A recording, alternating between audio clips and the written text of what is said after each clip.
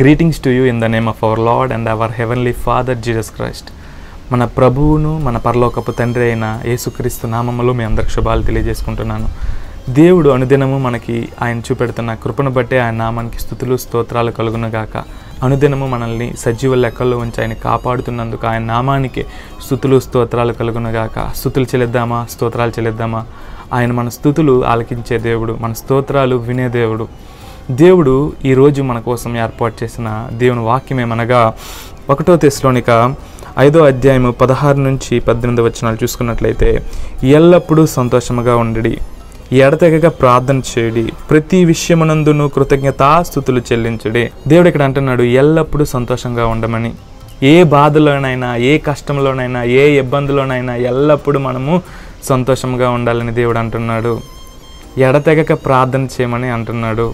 మనము ఎల్లప్పుడూ ఎప్పుడు సంతోషంగా ఉండగలమంటే మనము దేవునికి ప్రార్థన చేసేటప్పుడు, మన భారం అంతా దేవుని ఎదుట ఉంచేటప్పుడు, ఆయన ఆ భారాన్ని తీసివేస్తాడనే నమ్మకం మనకు కలిగినప్పుడు మనం ఎల్లప్పుడూ సంతోషంగా ఉండగలము. మన బాధలు ఇతరులకు పంచుకునేటప్పుడు అది హాస్యాస్పదంగా ఉండొచ్చు, మనం పడుతున్న బాధలు ఇతరులకి నవ్వులుగా ఉండొచ్చు, కానీ నువ్వు పడుతున్న ఆ బాధ దేవునికి తెలియజేసేటప్పుడు ఆయన నీ బాధను చూసి నవ్వే దేవుడు కాదు, ఆయన నీ బాధను చూసి హాస్యమాడే దేవుడు కాదు, నీ బాధను చూసి వ్యంగ్యంగా మాట్లాడే దేవుడు కాదు.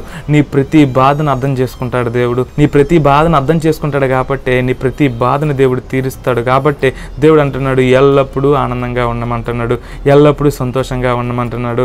కాబట్టి మన ప్రతి బాధను మర్చిపోయి దేవుని సన్నిధిలో ఎల్లప్పుడూ సంతోషంగా ఉండాలండి. ఆయన ప్రతి విషయంలో మనం కృతజ్ఞతాస్తుతులు చెల్లించమంటున్నాడు. ఆయన మన కోసం వేస్తున్న ప్రణాళిక చాలా గొప్పది. ఏది ఆయనకి మరుగై ఉన్నది ఏమీ లేదు. నువ్వేదైనా ఒక బాధపడుతున్నావు అంటే ఆ బాధ నుంచి బయటికి దేవుడు తేలేడా?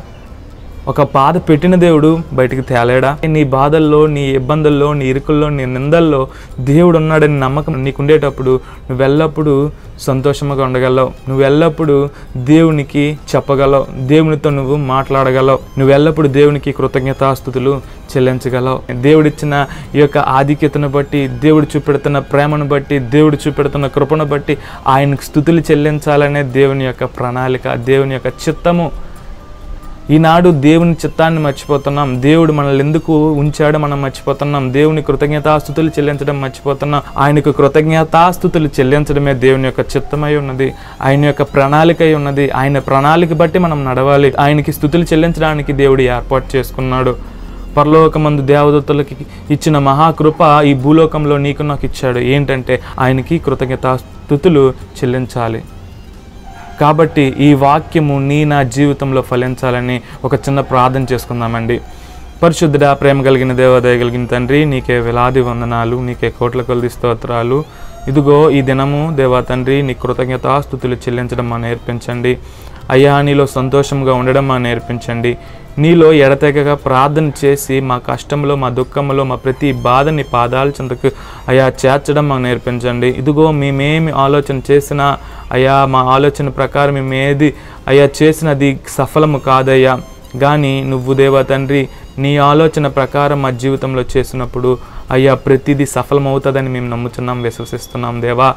అయ్యా మమ్మల్ని దేవా తండ్రి నీ యొక్క చేతులకు అప్పచెప్పుతున్నాం అయ్యా. ఈ దినము ఎవరెవరైతే దేవా తండ్రి బాధలతో, ఇబ్బందులతో, అయ్యా భయంకరమైన నిందల్లో, అవమానాల్లో ఉన్నారో దేవా తండ్రి అయ్యా మీరు వారితో మాట్లాడండి అయ్యా. మీరు వారితో ఉంటానని అయ్యా సెలవివ్వండి దేవా తండ్రి పరిశుద్ధుడా. అయ్యా మీరు మాట మాత్రం సెలవిస్తే చాలయ్యా, మా బ్రతుకు మారిపోతుంది అయ్యా. మా బ్రతుకుని చక్కదిద్దే దేవుడు నీకే స్తుతులు స్తోత్రాలు అయ్యా. మీరు ఈ వాగ్దానం ద్వారా నన్ను మమ్మల్ని బలపరిచి అయ్యా నీ సన్నిధిలోకి మమ్మల్ని నడిపించినందుకు మీకే స్తుతులు స్తోత్రాలు చెల్లించుకుంటూ యేసు పరిశుద్ధ నామాన్ని అడిగి వేడుకొని పొందుకొని ఉన్నాము మా పరమ తండ్రి. ఆమెన్.